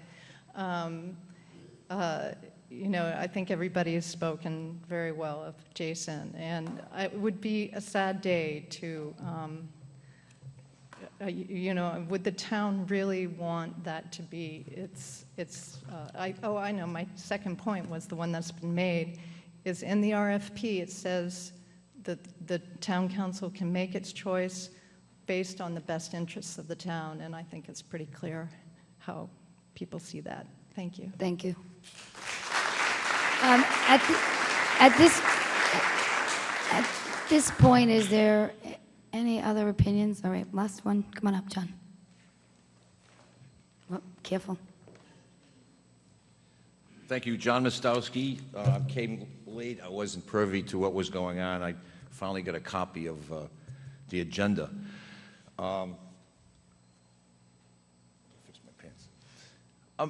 I'm pretty aware of environmental issues in so much as I joined probably the most prestigious environmental organization in the world when I was at LaSalle, that being the Cousteau Society, which protects all the oceans of the world and so forth and so on. Using my Sunday paper route money, I did that, and also Save the Bay, which I have been a baykeeper, number 3 in the state. I also belong to Audubon locally and nationally, Wildlife Federation. My father's retired from the U.S. government National Park Service, Department of Interior. My family runs the oldest 9-hole golf course in the United States, and that would be Jamestown. It's rated one of the nation's top public 9-hole courses, but I'm familiar with bidding, and bidding is what I'm getting to. Thank you, Sue. Okay. Of which, why change what you have good? You don't know, he already established a clientele. The Considines, the family here in town, has been outstanding to the community. The business has been thriving. He was giving jobs to local kids. It's a no-brainer. It's a no-brainer. We dealt with the same situation at the golf course with the town of Jamestown. I'm a graduate of Northeastern University. I'm retired. I study criminology, sociology, ethnology, theology. I'm a horticulturalist, UMass. All these, I can keep on going. I am also a self-taught in Native American Algonquin. I can speak, it's my second language now. Italian's my third. Time's running out, John, so get to the conclusion. I think that go with, I'm familiar with bidding process. In our society today, it's all about power, money, and greed. If you take, this is unbelievable. It's a no-brainer. I mean, the kids have been doing it. Why not let them do it? Thank you, John. Thank you. Okay. I think we have a good idea how people are feeling in the public, and I appreciate everybody sharing. Is there anybody that feels like they've been left out? Last one here? Okay. So then we're going to see if the council has some last-minute comments. Hi. Hi. I feel a little awkward about this because I'm Jeff Shapiro. And I feel a little bit obligated to defend myself a little bit and some of what I perceive as the misconceptions and misperceptions of what my goals and intents are. It was my clear understanding at the pre-bid meeting that the business would not and should not be changed from the amount of traffic placed on the river. I've been a paddler for well over 30 years. I run, as you all know, a small rental operation in Charlestown, as well as the retail shop and rental operation in Wickford. We too are dedicated to working with community groups. I have a list 44 or 5 pages long of different groups from all over the Northeast that we've worked with. We provide high-quality gear, equipment, and instruction. We were an educational company long before we were a retail rental company. My instructors are certified by the American Canoe Association, both in kayaking and stand-up paddleboarding, and it is not my intent in any way, shape, or form to change the character of how that business is run. At our North Kingstown location, we also hire North Kingstown kids, lots of them for the summertime. There's one gentleman here who's worked for me since he was 14, and he's 30-something now. 30, sorry, only 16 years. My director of instruction is extremely competent and qualified, and we would do nothing to harm the river or not contribute to the community in any way, shape, or form. And I know there's a lot of people here who care for and about Jason. I do understand that. And if I realized that was part of the bidding process, I too could have brought in a whole lot of people for that purpose. But I think that we operated under the strict guidelines of the bidding process. We were asked for letters of recommendation, which we provided. And we've had site visits from both Steve and you. And I believe that we submitted a fair and honest bid. We know how much we make from rentals, and we extrapolated that to the existing number of boats that are there now, and we feel we can make a good return to the town of Narragansett and keep the same type of feel and atmosphere that exists now. Thank you very much. Thank you, Jeff. Okay, anybody else from the council want to speak? Oh, Jason. Hello, Jason Considine. I'm the owner of Narrow River Kayaks. I've had the pleasure of carrying on what Robert Ryder started 21 years ago for the past 7 years. I hope you'll give some of the things I have to say consideration when making your decision on awarding the bid. First of all, I did purchase the business, Narrow River Kayaks, for a sum of money out of my own pocket, and we were a pre-existing business to the purchase of the town. From the start, when the town purchased the property, anyone that I had communication with had nothing but positive things to say to me. You've got nothing to worry about. We love what you're doing, and we're not here to kick anybody out. And so to me, how it's gotten to this point and why the town is looking for another candidate to run a paddle sports business concession at this location is a bit of a mystery to me. You know, with all due respect to Mr. Shapiro, he does run an excellent business. This is my only location and my main source of income for my family. This would be his third location. As far as the bid is concerned, I don't have a lot of experience with bids, but I do think some key elements were missing in the bid. First of all, it did ask for references, but it did not ask for any letters of recommendation. There's nothing about the bidder's safety record or relationship with customers in support of community programs and projects. There was nothing about knowledge of the waterway, nothing about how many employees the company intends to employ and how much it'll pay them. It doesn't ask for a rate schedule or anything about discounts that are offered. And what are the numbers based on when the town has no financial records of what the property produces money-wise as a paddle sports business? So I think that there are some things there that need to be considered. We haven't raised our prices in 10 years, and we offer discounts to groups, educators, military, fire, police, senior citizens. I put what I thought it was a fair bid for what the property produces on rental income, and that's 90% of our business. The other thing I'd like to consider is that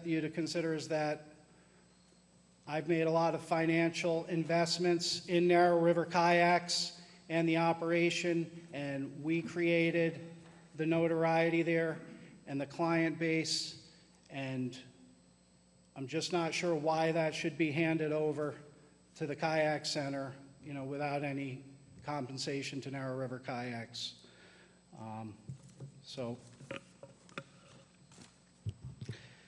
Being the honor of Narrow River Kayaks, it's been an honor, a privilege, a large responsibility, and something I don't take lightly. The business, the community, my customers, and Narrow River all mean a great deal to me, and you have my word that given the opportunity to remain, I'll continue to work hard and diligently to make Narrow River Kayaks a business the town can be proud of. Thank you. Thank you, Jason.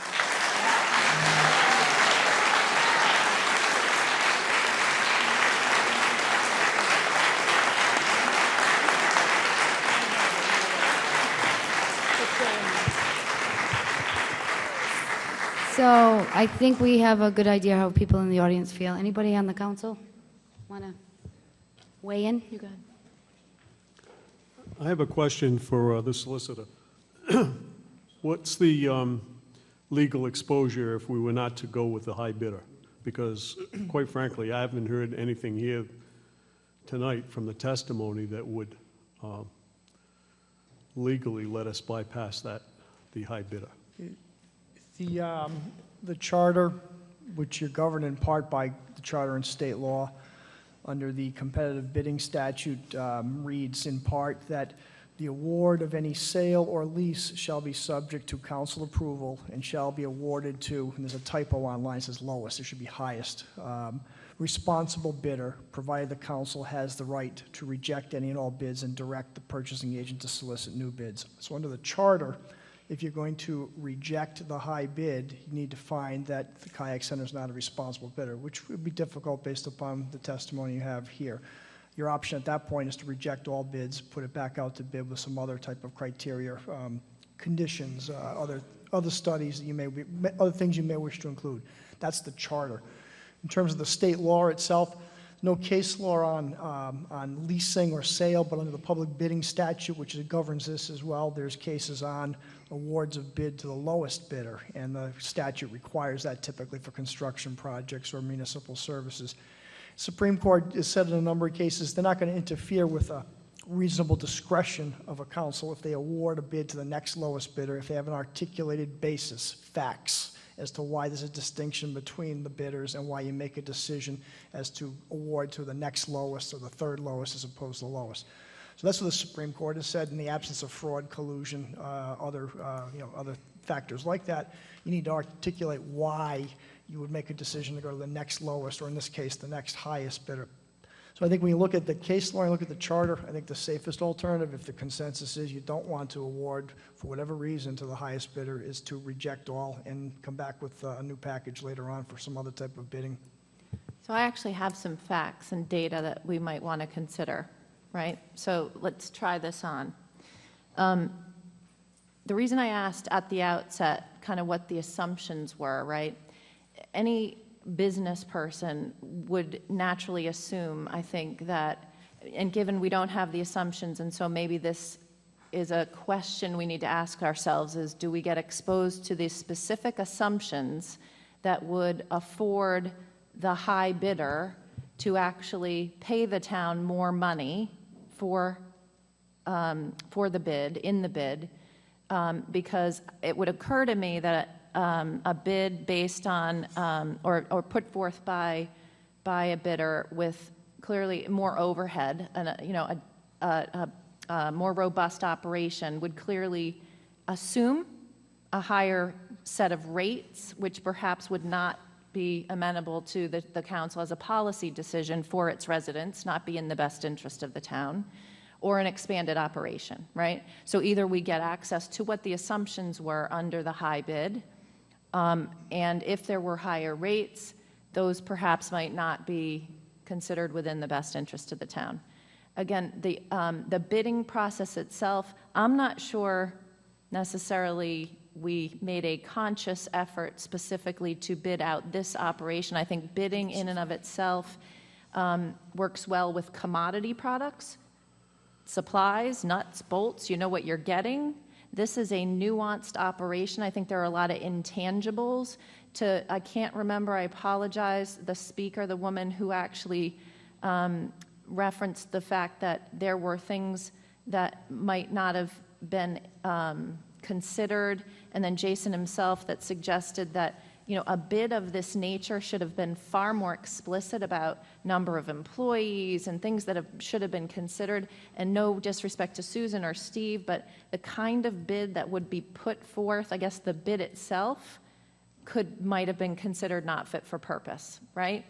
And then lastly, as a risk person, call me a geek, whatever you want, but when you consider the best interest of the town, you have to consider the exposure that we could be creating for the town when you've got somebody who's been in operation for 7 years in that present location. Mr. Shapiro clearly knows what he's doing in his current locations, and he's making certain assumptions at a specific rate. We sign a lease with him or an agreement with him for 1 year based on a certain rate. If it doesn't work out for him and he can't make that work at the same rate, he chooses not to renew the agreement for the next year. Jason's not able to return because he's liquidated his assets or whatever. We put this out to 7 people, only 2 people responded. At this point, where are we at? Right? So there's 3 sets of things to consider in terms of challenging whether or not the high bidder route could be considered the right approach. I don't know how that sits with you, Mark, but for me, there's no question among one of those 3 things that we would, it's a no-brainer for me. We go with Narrow River.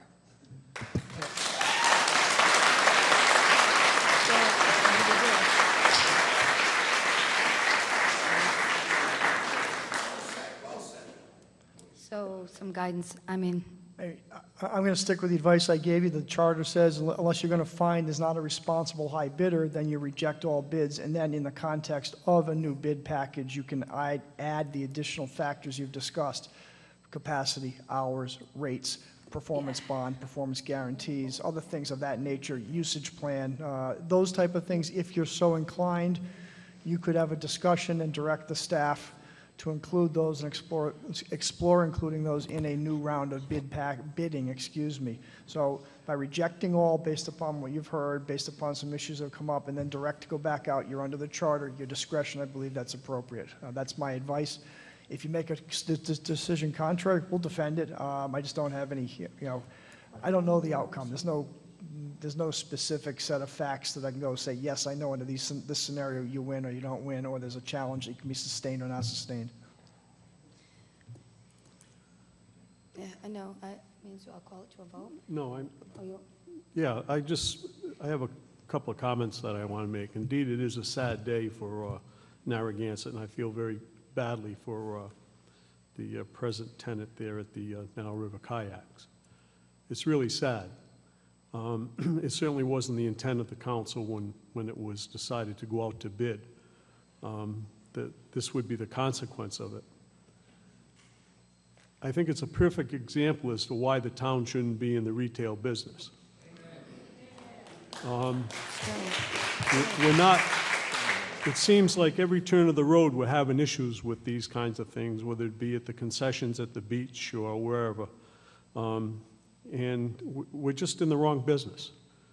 And it's really sad that he becomes a victim of it. And the same token, me personally, you went through a bidding process, and it's very, very unfortunate that you didn't fare so well in that bidding process. But I can't see how we can possibly, in good conscience, throw that bid out the window. Your suggestion, Mark, maybe I could go that way, but really from my heart, it's not fair to the man that won the bid to say that, no, you can't, we're going to do it some other way because you're not the guy we want. That's grossly unfair to him too, and it's unfair to the entire bidding process. Yeah, but So with that, I'm going to leave it and just remind everybody again that the town of Narragansett, they're very, as is government generally, they're very, very poor landlords, and they can't seem to get anything right. So back to Glenna's point, yeah, just specifications of the bid, right? How many people, the employees? I mean, so if we were to vote on this, we could rebid it. Reject. Right, reject it. Okay, go ahead. So the old council bought this property, and the general sentiment was to kind of keep it the same, to keep Middlebridge the same. And so we had, can you hear me? Okay. So, and that's really what this is really what this is about. Now, whether it's a kayak business by somebody else or by Jason, that really is the question that's before us right now. And is this going to be such a major change for this area that it's too much? It's too much of a change, and it's kind of not breaking our promise as a town council, but this is what people are used to, this is what they like, and there's an $80,000 difference. And we've kind of gone through this process, and we have gone down quite a path, but we can still, right, there's a remedy for everything, right? So we can remedy it. And, you know, I always want to be the fiscally responsible. I come in with that sentiment and feel that strongly. And we spent a lot of time, but Middlebridge is unique, and we're going to make mistakes, as to Doug's point. I mean, we took on this property, we purchased it. It's great that we have it. Imagine the alternatives. Imagine a developer at Middlebridge, right? Imagine the differences. So we all have to remember that this is a good thing. We're going to have some problems because there's all these different things going on. There's the slips and there's rentals. We've gotten a lot of calls on this. You know, I ran my race as an independent. I've gotten from across the political spectrum people telling me that they want Jason to stay there. So I did pull the case that Mark had talked about. It's a 1997 case. I don't want to cherry pick quotes from a case, but this is kind of the concluding aspect of it. It says, when officials in charge of awarding public works contract have acted fairly and honestly with reasonable exercise of a sound discretion, their actions shall not be interfered with by the courts. I think Glenn has articulated some reasonable arguments. I think it's a good example, again, of democracy in action. And so thank you for coming out, and we don't want to disrupt what you have down there. So. I'm going to make a motion to amend it. So the question becomes, do we throw out, and it's a tricky legal question, do we throw out the two bids or do we pick? And then Mark's given his advice. It's tricky. So we have to think about that. I'd like to make a motion to amend it to the second. I mean, think about what I'm saying. I'm like the one obsessed with money generally, right? Would I love to have the extra 80,000? Yeah. Absolutely, but I can't, in my brain, process that extra 80,000 doesn't come from increased rates or expanded operating model, which we just got finished saying is not the way we wanted to go, right? So at a minimum, I need to understand the assumptions that tell me that that's not the conclusions we draw, right? So for me, I can't get comfortable with that high bid because the math doesn't reconcile in my head as a business person. The money comes from someplace. Okay, so could you second a motion to amend it? What? I want to amend the motion to the second. We could amend them. Can I amend the motion to the second highest bidder? I'm just speaking. Oh. That's up to the council as to whether you're going to take any more commentary, but it becomes Yeah, I think we're just trying to figure this all out. Thank you, Jeff. a motion to award the bid to the second highest bidder, which would be Narragansett Kayaks. Do I have a, could I Well, we do have the that? one motion which we can vote Right. on, or we can amend it, with this compromise. Right, This you have is a the motion, compromise. you have a motion on the floor to award to the highest bidder. Right. If someone wants to amend that motion, you can amend that motion, or you can vote on it, as Matt just said, up or So, down. And right, yeah, so I'm comfortable with an amendment On to the the what? motion. So I'd like to make a motion to award it to the second bidder, which is Narragansett Kayaks. Wait, I can second that. hold on, I didn't hear that. I can second that. Yeah. All in favor? Well, we still should talk, though. Because we want to make sure we know, well, because this is the issue. Do we throw out both bids, or do we pick somebody tonight? That's what Mark is, and Right, so- what? Right, but we can talk about it. Yeah, Right, so no, okay. I was just, I understand we could throw it out or we can amend it and pick someone because I think we might be in the same spot down the road. So I would just like to amend it, and I got a second.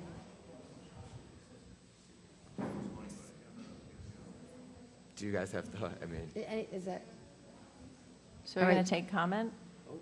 on the new motion? on the new motion? No, no. No, I just need a second, which I just got. So all in Should favor take- of the amendment? I would take a few. All right, comment on the amendment. Any comment on the amended motion? I'm taking some new comment. We just amended the motion to grant it to Narragansett Kayaks, the second. Oh, I'm sorry, Narrow River. Narrow River. Gloria Roman, 33 Wheatfield Cove Road. I believe Mr. McSally has directed you in how to do this correctly. I see a discomfort on his face. So I don't know, maybe he needs to help you word whatever you're going to say right now before we leave ourselves open to a lawsuit. Yeah, I gave advice, the council's free to follow it or not follow it. I did say that whatever the decision is, we'll defend it. That was my commentary. I've given my advice, and you can, take the action that you feel is appropriate within your discretion, and we will react to it based upon what happens next. Well, we'll do that. I mean, I need some guidance there, colleagues. So you can call the question then. Okay, so are we safer to just throw out the motion? I mean, yeah, so, okay, so I got a second, and I appreciate your comments. So the safer legal way is, I think, due to what we had talked about earlier with this bid specifications, I think at this point, we'll vote on this motion and then call it to a vote. So here we go. Are you ready? The motion on the floor is a motion to award the bid for the paddle sport business concession at Middlebridge for the Parks and Rec Department to the highest bidder, the Kayak Center, at the annual payments quoted for 5-year period. All in favor? All opposed? Aye. Nay. Aye. I am in favor. All opposed? No. Nay. Nay. 4-1. Oh, no. 1-3. 4. I'm sorry. 1-3. 1-3. The motion fails. Thanks for helping me. So now, Mark, now we have to start all over again? Now you need to do something. You're going to award to the second highest bidder, or are you going to reject No, all bids? we rejected this. You- Rejected the So motion. we need to put on the next agenda an item about how we're going to direct the process. We voted going on this forward. motion. Excuse me. We just You voted. rejected the highest bidder. That's Right. just what we Right. did. We Yeah. didn't amend anything. Right, so By I think that Su- motion. We Susan just might- rejected the highest bidders, the highest bid. That's what you did. That's what we said. Now, I don't know how you're going to catch up to that. Now Maybe you you can, vote To to close this out, need a motion to reject all bids is All my bids. recommendation, and then to put it back out to bid. That's what you need to do. Right, so just for clarity, we just voted this down. Now you've left in limbo. What's the next step? You Right, haven't- so I appreciate that. So the next step is for us to, Motion to reject all bids and either, To schedule a to direct the staff to develop additional criteria and qualifications to be included in a new bid package for your review before it goes back out to bid, something along those lines. I'm just, paraphrasing the discussion that's come up during the course of this evening's debate. all right, so we'll make that motion. So move. second. All in favor? Aye. Passes 5-0. Nay. Oh, 4-1. 3-1. James recused. No, he just Oh, voted on that. I don't, okay. He Leave it can alone. vote on that, He 4 to 1. can vote on that, though, That's right, he can vote on that. All right, fine. Okay, thank you, that was tough. Sorry, but good conclusion. Thanks for that. No, I'm kidding. Thank you. Moving on to number 17, a motion to schedule a meeting to adopt the text amendments. Ladies and gentlemen, hello. Quiet down, please. A motion to schedule a meeting to adopt the text amendments to Section 2.2 definitions and Section 4.7 special flood hazard area overlay district. Is there a proposed meeting date where we can get together? We had discussed of next Tuesday night, which would be the 15th, at a time that would be acceptable to the council. I mean, hopefully it's not a long meeting.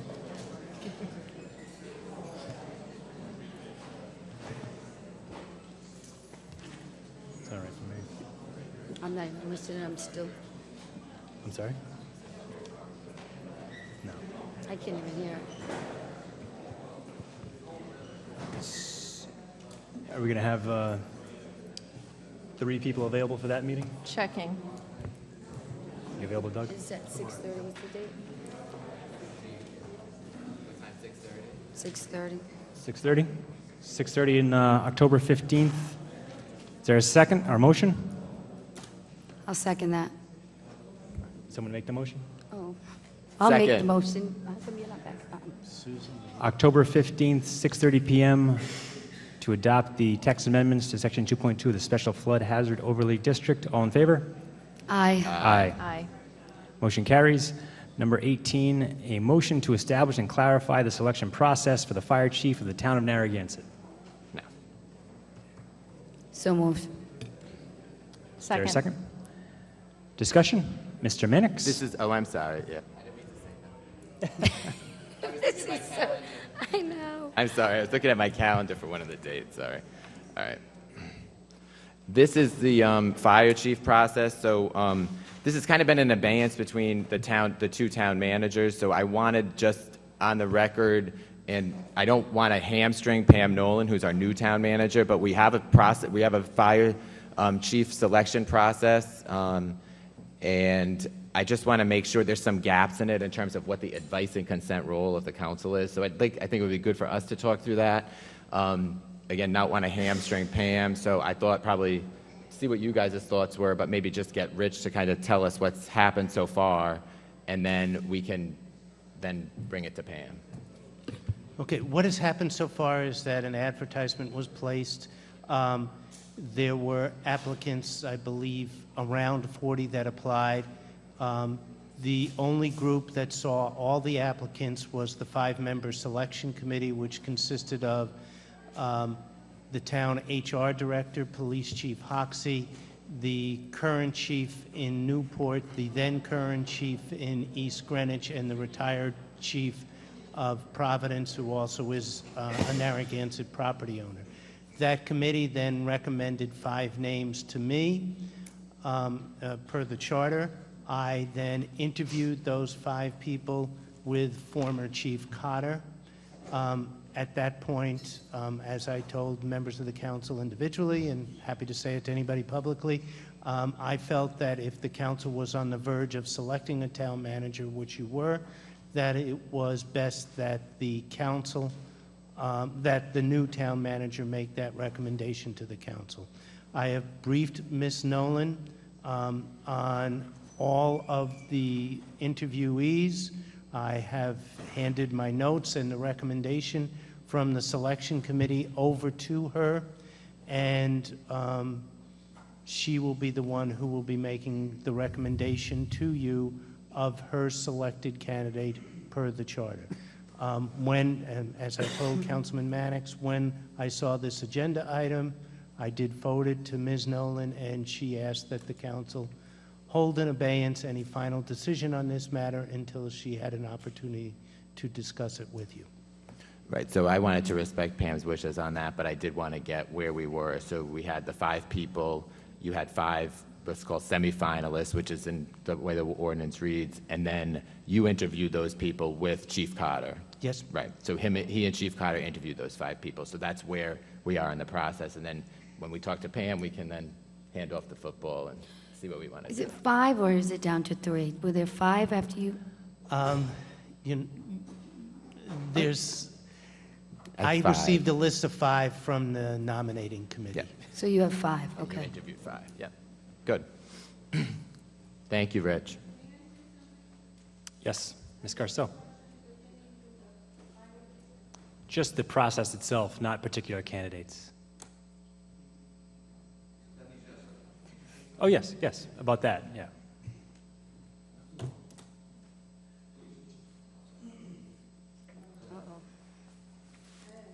It's been a long night. You're not kidding. Today I had the opportunity to call the fire department, and I went through a crazy circle trying to find out how I could find out more information on the ambulance service in Narragansett. Ms. Garceau, is your microphone on? It's the red light? Okay. In regards to the ambulance service, my husband and I had some questions pertaining to the ambulance service in Narragansett. I'm told it's taken care of by the fire department. I'm told that if you call for the ambulance to take you someplace, they will take you to the nearest hospital, and at the same time, if you don't have any insurance, etc., the town picks up the tab. And I have to say that's great, because everybody needs sometimes emergency care, and they don't have the money to go. But I have to say, I spoke to the deputy person there, and I have to say, his comments, his information, his help was outstanding. And I want to thank him personally. Thank you. Thank you. So then I'll amend the motion to continue it to the next meeting. Great. All right. So I amend my motion to continue that item to our October 21 meeting. And I'll second that. Thank you. All in favor? Aye. Aye. That concludes the regular portion of the meeting. Motion to retire to executive session as in accordance with 4246-4 to discuss litigation, DeCaporal versus Zoning Board of Review, Town of Narragansett, in accordance with Rhode Island General Laws 42-465A1A2, and appoint Mark McSally as Solicitor Pro Tem. Someone like to make that motion? So move. Second. Mr. Mannix. Aye. Ms. Bonanno. Aye. Mr. McLaughlin. Aye. Ms. Agopian. Aye. Aye. Okay, can I